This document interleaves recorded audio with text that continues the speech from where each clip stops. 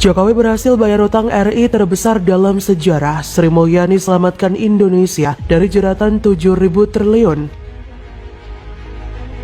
Gede banget. Oleh sebab itu ini juga harus disiapkan dan saya sudah berikan target 2 tahun. Kalau lepas 2 tahun sudah kita kedahuluan oleh negara lain. Ya, peta jalannya harus kita miliki. Bagaimana menyiapkan infrastruktur digitalnya, bagaimana menyiapkan pemerintah juga yang digital, pemerintahan yang digital. Bagaimana menyiapkan setelah itu ekonomi digitalnya. Kemudian masyarakat yang digital itu seperti apa sehingga muncul sebuah ekosistem besar. Itu kan semuanya issues dari Perpres 72 sudah diomongkan, sudah disampaikan ke publik. Jumlah defisitnya juga sudah disampaikan sekian. Sumber pembinaannya juga kita sudah sampaikan. Ada yang dari SBN, ada yang menggunakan burden sharing, ada yang menggunakan multilateral pinjaman, ada yang bilateral. Itu mungkin Pak Luki harus setiap minggu diupdate kayak minum obat Pak, supaya orang nggak lupa gitu. Perekonomian dan keuangan tanah air mendapatkan kabar baik baru-baru ini. Pasalnya, utang yang menjadi momok keuangan RI saat ini telah menunjukkan tren penurunan pada kuartal 1 tahun 2022. Hal tersebut diumumkan langsung oleh Bank Indonesia belum lama ini yang melaporkan utang luar negeri Indonesia mengalami tren penurunan hingga April 2022. Saat ini, nilai utang Indonesia menurun di angka 409,5 miliar US dollar pada April 2022 dengan asumsi 1 dolar setara dengan 14.729 rupiah. Nilai ULN itu adalah 6.031,52 triliun. Angka itu turun dibandingkan dengan ULN bulan sebelumnya, 412,1 miliar US dollar atau setara 6.069,82 triliun rupiah. Secara tahunan, posisi ULN April 2022 terkontraksi 2,2% YOY, lebih dalam dibandingkan dengan kontraksi bulan sebelumnya sebesar 1% YOY. Pemerintah yang membayar utang senilai 1,9 miliar US dollar menjadi salah satu penyebab penurunan ULN.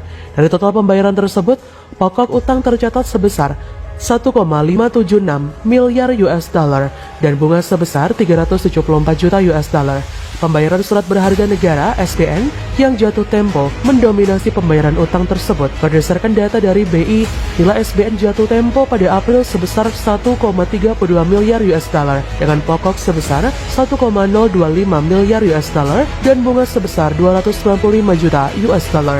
Lancarnya pembayaran utang oleh pemerintah didorong oleh penerimaan negara yang terus membaik, apalagi ada lonjakan harga komoditas internasional yang muncul bak durian runtuh, sehingga dalam 4 bulan pertama tahun ini APBN surplus sampai dengan 103,1 triliun atau 0,58% dari PDB.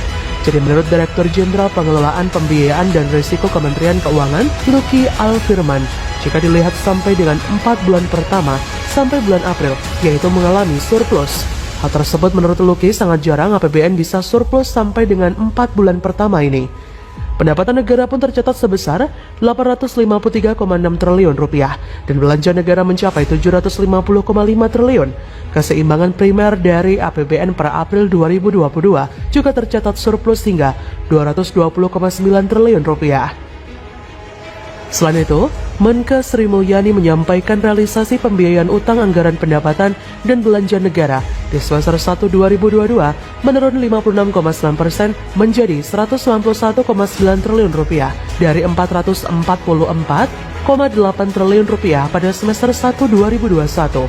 Sri Mulyani menilai penerimaan negara yang luar biasa kuat dan belanja yang tetap didukung untuk pemulihan dan penanganan ekonomi serta menjaga rakyat, maka pembiayaan utang mengalami penurunan yang luar biasa tajam. Oleh karena itu ia berpendapat penurunan pembiayaan utang tersebut adalah salah satu indikator kesehatan APBN yang luar biasa baik. Penurunan pembiayaan utang terjadi karena drastisnya pengurangan penerbitan SBN neto ataupun pinjaman neto. Sri Mulyani menyampaikan penerbitan SBN neto menurun 60,7% pada paruh pertama tahun ini, sehingga pemerintah hanya menerbitkan surat utang sebesar 182,4 triliun.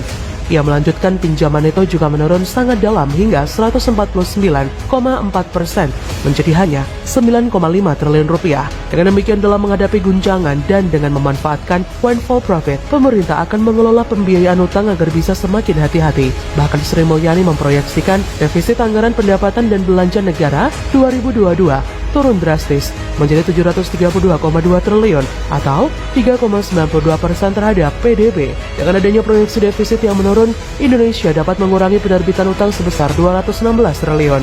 Ia mengungkapkan, jika angka tersebut tidak menurun dikhawatirkan akan menjadi beban sangat besar yang ditanggung oleh pemerintah di masa depan. Ia pun menegaskan bahwa posisi utang Indonesia saat ini masihlah aman.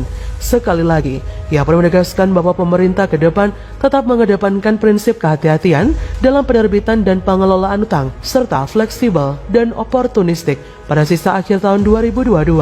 Bagaimana menurut Anda?